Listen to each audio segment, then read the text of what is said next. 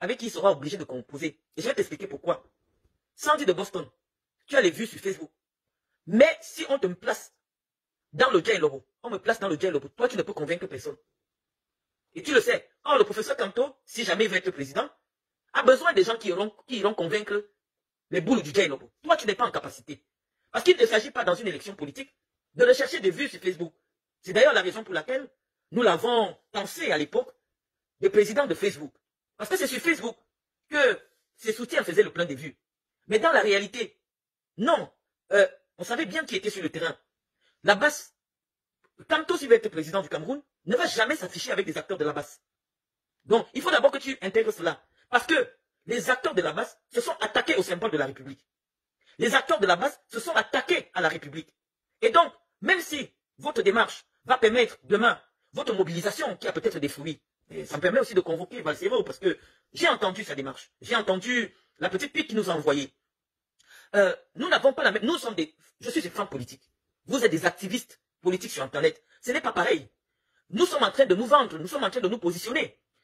Quel que soit le candidat, ma parole dans mon département, ça compte. Ma parole fait bouger les lignes dans mon département. Donc, nous ne sommes pas là pour faire les yeux doux à Moïse Kanto, non. L'élection à la présidence de la République, c'est une rencontre entre un homme et un peuple. Et donc, lorsque nous serons conscients qu'une personnalité camerounaise est celle qui gêne les ambitions des Camerounais, les aspirations des Camerounais, nous allons la soutenir, mais en posant nos conditions. En posant nos conditions, quel que soit le candidat, nous allons étudier son programme et voir là où nous, les boules du Jay Lobo, nous avons un avantage. Mais c'est pour ça que je t'explique le samedi en politique. Même si j'ai fini d'insulter Kanto jour et nuit, si je peux lui permettre de gagner les voix d'un département, il va me prendre, il va te laisser. Et c'est la politique. Parce que malheureusement, tu sais bien que tu viens d'un département où les origines ethniques des gens sont questionnées pour leur donner la crédibilité. Maintenant, notre combat actuel n'est pas dans le sens de dire, comme on n'a pas eu ceci avec Paul Biya, on va ailleurs. Non. Lorsque moi je suis venu soutenir Paul Biya en 2018, c'est parce que j'espérais qu'en donnant un second mandat à Paul Biya, il aurait pu gracier la personne qui m'a élevé, qui était en souffrance parce qu'elle était malade, elle ne pouvait pas supporter la détention. C'était c'était ce que je recherchais. C'est ce que je recherchais. Je pensais que le président, avec ce mandat-là, aurait revu sa position en ce qui concerne Polycarpe Ababa. J'aurais pensé que le président, avec le mandat de 2018 qu'on lui donnait, aurait développé la formation professionnelle des jeunes dans le département du Jay Lobo.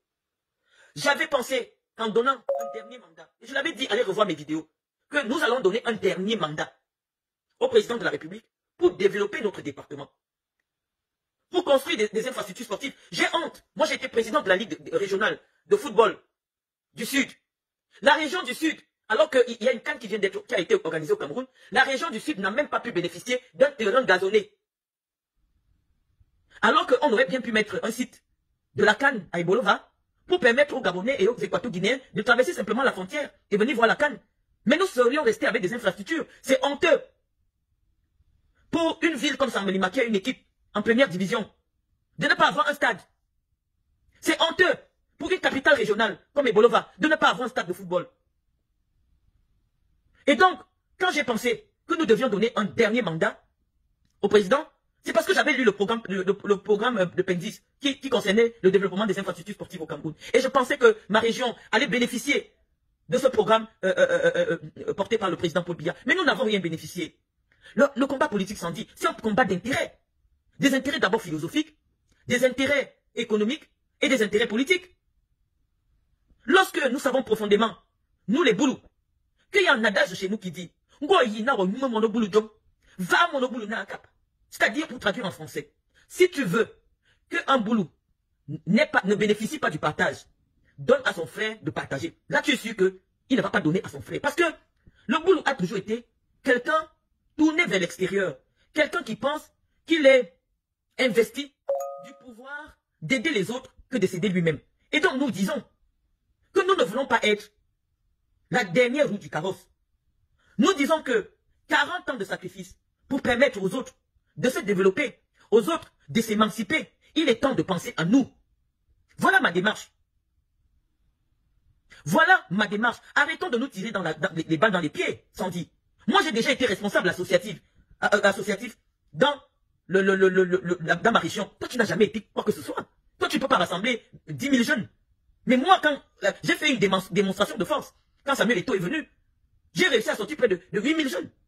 Tu ne peux pas mobiliser sur le terrain. La politique, la réelle politique, ce n'est pas Facebook. Ce n'est pas Facebook. Donc, nous ne sommes pas des enfants de cœur.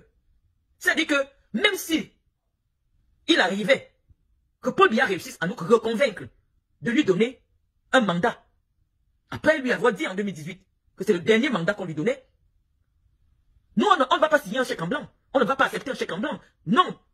Nous n'allons pas accepter. Nous n'allons pas accepter. Nous avons été clairs en 2018. Nous avions des revendications bien précises. Et nous avons œuvré. Nous avons travaillé pour que Paul Biya puisse être élu, réélu. Au contraire, qu'est-ce qui s'est passé? Qu'est-ce qu'on a eu? À 7 ans, c'est pas trop long. Hein. 7 ans, la preuve en est qu'en 2018, ça me dit, toi et moi, on était sur les réseaux sociaux. Et dans un an, ça fera 7 ans. 7 ans, ça passe très vite.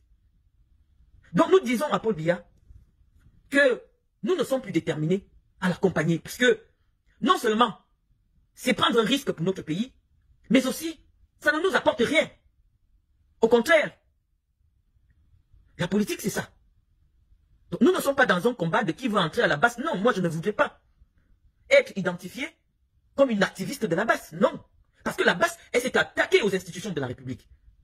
Lorsque je viens interpeller de manière virulente la première dame du Cameroun, c'est parce que elle a abaissé la fonction du chef de l'État. Et en abaissant la fonction du chef de l'État, ou l'image du chef de l'État, elle s'attaque à une institution républicaine. Je ne tiens pas compte du fait qu'elle soit sa femme. Et je vous dis qu'un militaire ou qui voit par exemple Chantal Biya avec un couteau qui menace le président, le militaire va tirer sur elle. Sans réfléchir. Nous sommes les soldats de la République. Si Chantal Biya essaye un peu pour dire non, c'est mon mari, je peux bagarrer avec lui, je prends le bâton, je vais cogner sur sa tête, elle sera surprise de recevoir une balle. C'est pour cela que nous sommes sortis.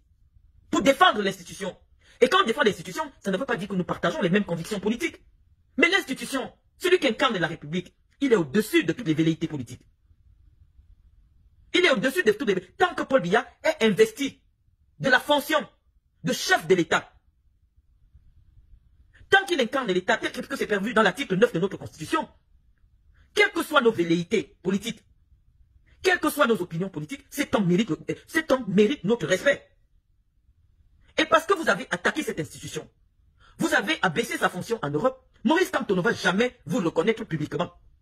D'ailleurs, durant ces 7 ans, tout l'exercice la plus compliquée de Maurice Kamto a été de se dissocier des actions du MRC, de dissocier premièrement les actions du MRC des actions de la base, et de se dissocier même des actions de la base. Parce que, Sandy, je dois te rappeler, lorsque le professeur Maurice Kamto est arrêté, c'est bien parce que il y a eu un petit raccourci juridique que les magistrats ont voulu faire en disant qu'il était responsable de vos activités en France. Sandy de Boston, vos activités ont coûté 9 mois de prison à Maurice Kamto. Ces activités auraient pu lui coûter un peu plus. Il aurait pu prendre 20 ans de prison, n'eût été l'intervention de la France, qui était parfaitement informée, puisque vous toutes là, vous êtes sur écoute, que le professeur Kamto n'a jamais eu un entretien téléphonique avec vos leaders. La France suit de près la base. Si un seul jour, il y avait eu des échanges, que ce soit d'argent, que ce soit téléphonique, avec le professeur Kamto, il n'allait jamais sortir de prison. Parce qu'on ne va pas casser une ambassade, quelle que soit sa colère politique. L'ambassade représente le pays. L'ambassade, c'est le Cameroun. Et donc, parce que la France, avec tous les éléments, vous concernant votre activité, elle a milité pour faire innocenter le professeur Kamto. Parce qu'il n'a jamais voulu s'associer à vous. Il n'a jamais voulu qu'on l'associe à vous. Et donc, si vous avez besoin que le professeur Kamto devienne un jour président de la République du Cameroun, essayez un peu de mettre de l'eau dans votre vin. Parce que la campagne politique, ce n'est pas ce que vous faites, non. La campagne politique, ce n'est pas l'invective. La campagne politique, c'est le déploiement des idées politiques. C'est la force de conviction. Je ne vous ai pas dit que ma démarche actuelle est dans le sens d'apporter un quelconque soutien à Maurice Kamto. Non. Nous sommes encore dans le débat de la démarche politique. Nous nous positionnons en tant qu'acteurs de la vie politique. Nous nous imposons dans le débat de 2025. Voilà ce que nous faisons. Et donc les candidats vont nous rencontrer, effectivement, en fonction de votre poids politique. Lorsque vous n'avez pas un poids politique, même si vous faites 100 000 vues, mais attends, Fleur de Lille fait plus de vues que toi, Sandy.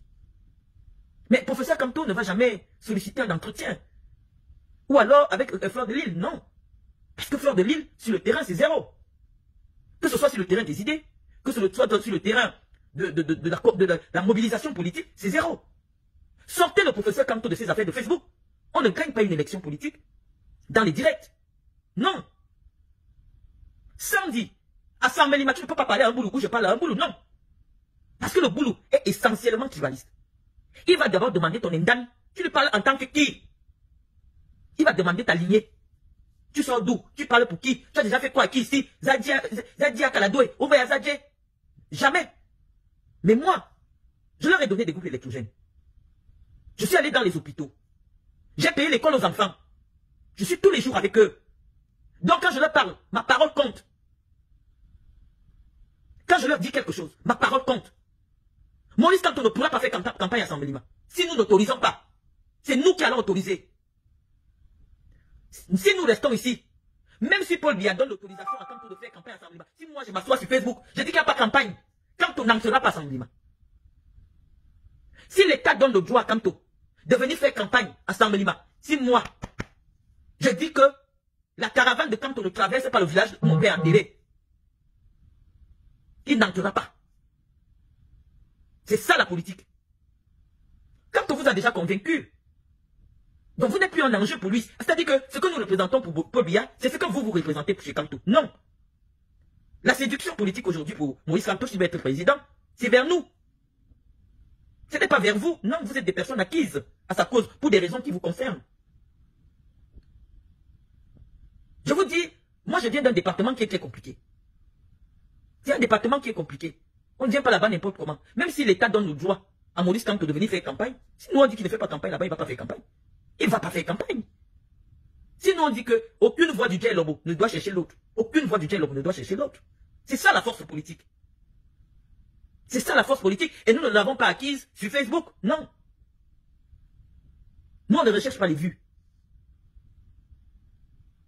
Le boulot est le seul qui préfère misérer.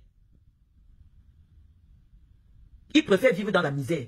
Mais pourvu que ses convictions tribales et ethniques, qu'il soit en adéquation avec ses convictions tribales et ethniques. C'est des gens qui sont difficiles à convaincre.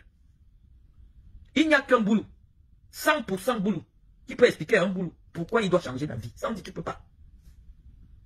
Tu ne peux pas. On ne fait pas. Nous, la politique c'est le chantage. La politique c'est l'escroquerie.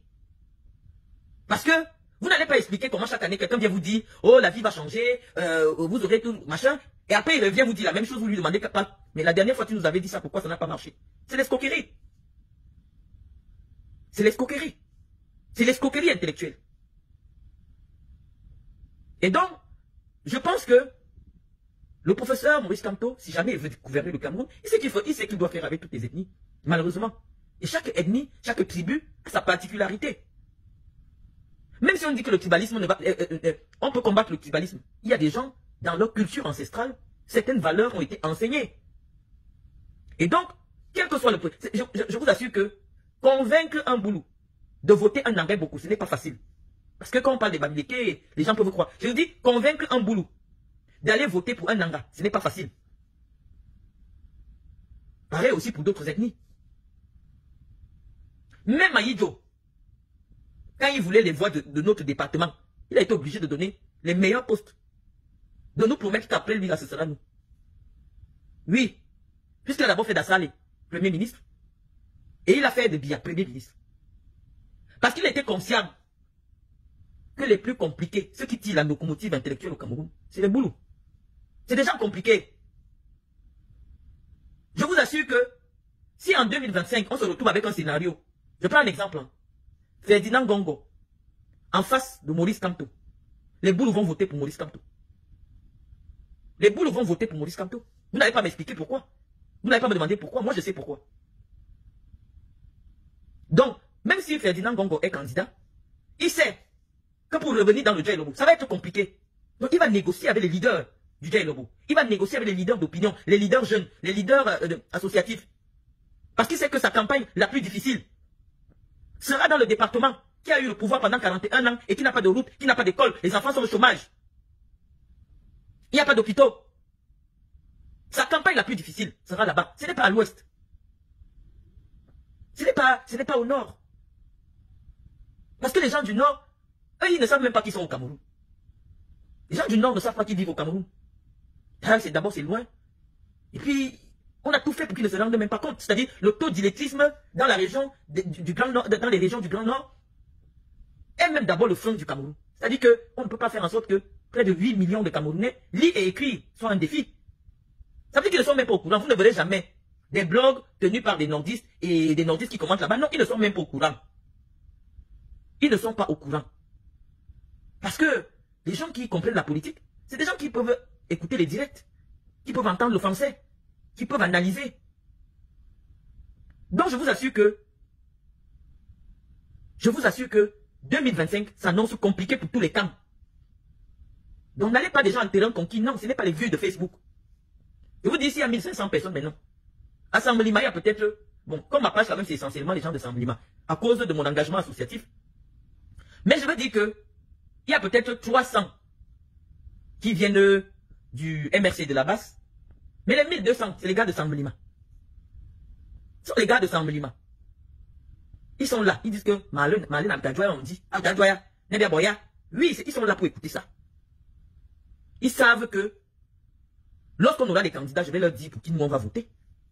Je n'ai pas de parti. Je suis dans le RDPC. Mais nous, on va voter en fonction de nos intérêts. Oui, ça me dit, en politique, on vient chercher ses intérêts personnels. Moi, je me suis battu aux côtés du président Paul Biya. Parce que je voulais qu'il offre des obsèques dignes à mon père. J'ai vu l'autre jour, on a enterré le professeur Grégoire Ourouna, qui est aussi une sommité dans la région du Sud. On l'a enterré